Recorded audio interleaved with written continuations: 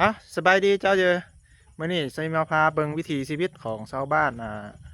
เมืองภูกูดเนาะเสียบ่าบ้านแบบเจาะจงแต่อยู่ประมาณแถวเมืองภูกูดนี่แหละโอ้ชีวิตแบบโคตรคักเลยทุกคนเวลาที่ไปมีอายุ45 ปี50 ปีขึ้นไปแล้วมาอยู่แบบนี้นี่เวลาโคตรสบายเลยทุกคนแต่ละมื้อแต่ละวันนี่บ่ต้องเฮ็ดอย่างหลายกินข้าวแล้วก็เบิ่งเคลื่อนของแบบสบายชิวๆไปเนาะนี่ก็คือเพื่อนมาเฮ็ดฟาร์มนาฟาร์มไก่เป็ดเนาะฟาร์มไก่เป็ดอยู่นี่เพื่อนก็โทรหาเจ้าเยอะมาซื้อเนาะเจ้าเยอะก็มาซื้อให้เพื่อนเนาะแต่เลือกเอาแต่ตัวงามๆคัดเอาแต่ตัวงามๆไปให้ลูกค้าเนาะก็มีลูกค้าเพิ่นสั่งมาอยากได้ไก่ลาดธรรมชาติแท้เนาะ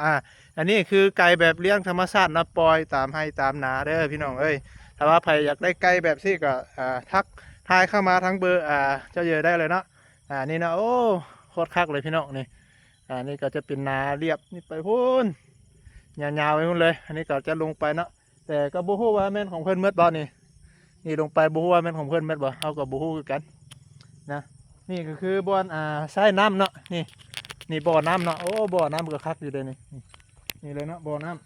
ำบ่อน้ำนี่เลี้ยงปลาพร้อมเลยนี่เลี้ยงปลาน้อยเนาะมีปลาน้อยพร้อมเลยนี่โอ้คักเลยนี่อาบน้ำอาบท่าก็อยู่นี่โอ้บึงให้บึงนาแบบคักๆเลยพี่น้องเอ้ยใครที่มักชีวิตแบบนี้เนาะโอ้โคตรคักเลย ปลาเฮามีก็ดีอ่ามีก็ดีนี่มันก็เลี้ยงเป็ดเลี้ยงไก่นี่เป็ดก็หลายอยู่ขายไปงวดหนึงแล้วเป็ดนี่ขายไปงวดหนึงแล้ว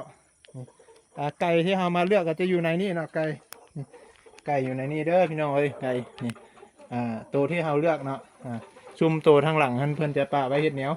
ชุมนี่เนี่ยเฮาเลือกเอาหมดแล้วเนาะแล้วก็มีไก่พ่อไก่แม่เนาะไก่พ่อไก่แม่นะ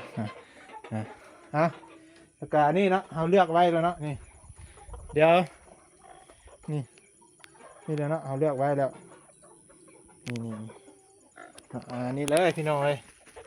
ไก่คักๆไก่งามๆเขาเลือกไปให้พี่น้องแล้วเด้อใครอยากได้เนาะลูกค้าท่านใดสนใจก็ทักทายเข้ามาเด้อ